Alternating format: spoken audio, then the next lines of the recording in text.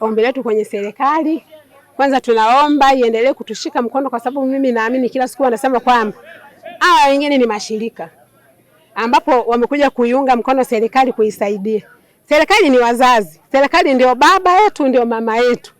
Tunashukuru hata hili shirika lililokuja wameleta losheni kwa wingi, lakini ni Kwimba na Misungwi. Na kwa hiyo serikali kama serikali pia iendelee kuongeza mkono wake kwenye masuala hayo ya kliniki za ngozi na macho pamoja na losheni, kwa sababu tunajua serikali ina mambo mengi, lakini pamoja na kwamba ina mambo mengi, na sisi ni watu wao, sisi ni Watanzania kama tunavyosema, sisi ni Watanzania halisi, sema tu tulikosa ile rangi ya asili. Leo tumekutana hapa Kakora, shule ya msingi Kakora elimu maalum kwa ajili ya kufanya bonanza la uelewa wa ualbino.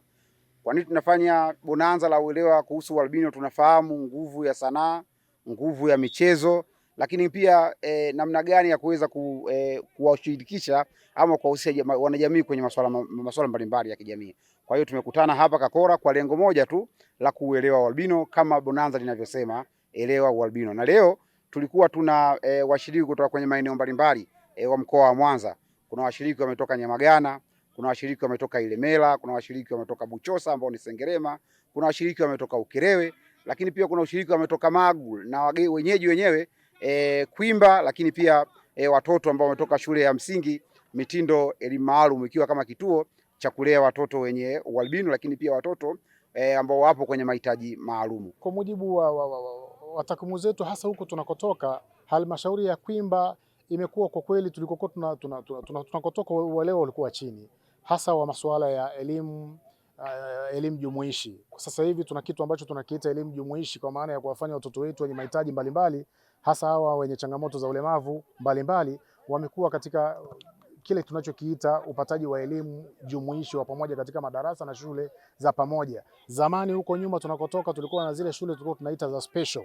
Zile shule za special zilikuwa zinafanya makundi baadhi kuwa kwenye shule moja, lakini kwa sasa kikubwa ambacho kinafanyika na wenzetu ambao kidogo wamekuwa ni mstari wa mbele katika kutusapoti ni kutoa elimu ambazo zinafanya watoto wetu hao waweze kujifunza katika shule kwa pamoja na waweze kujifunza katika madarasa kwa pamoja, na hivyo imesaidia kuielimisha jamii, pia kufanya kundi kubwa la watoto wao wale waliokuwa wanafichwa huko nyuma waweze kwenda mashuleni na waweze kupata elimu sawa sawa na makundi mengine ambayo yanapata elimu katika shule ambazo ziko karibu na mazingira ambayo jamii hizo zinaishi. Mimi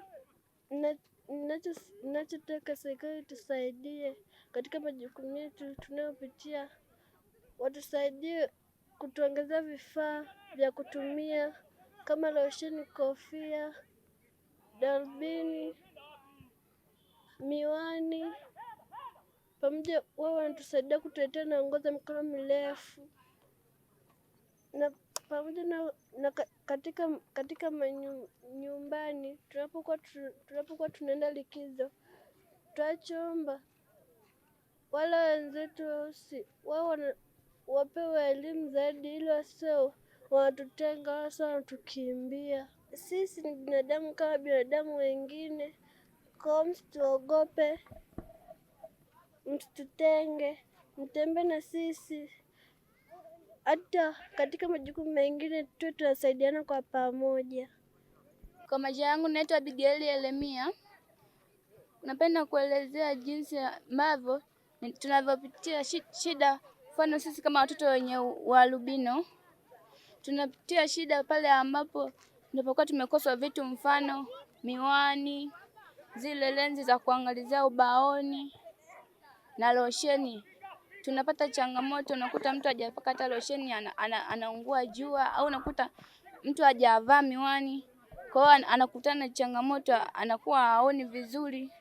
Kwa hiyo ombi langu ni kwa naomba kwamba serikali ili itusaidie, tuletee vifaa, mfano kama vile miwani, lenzi za kuangalizia ubaoni na losheni, ili viweze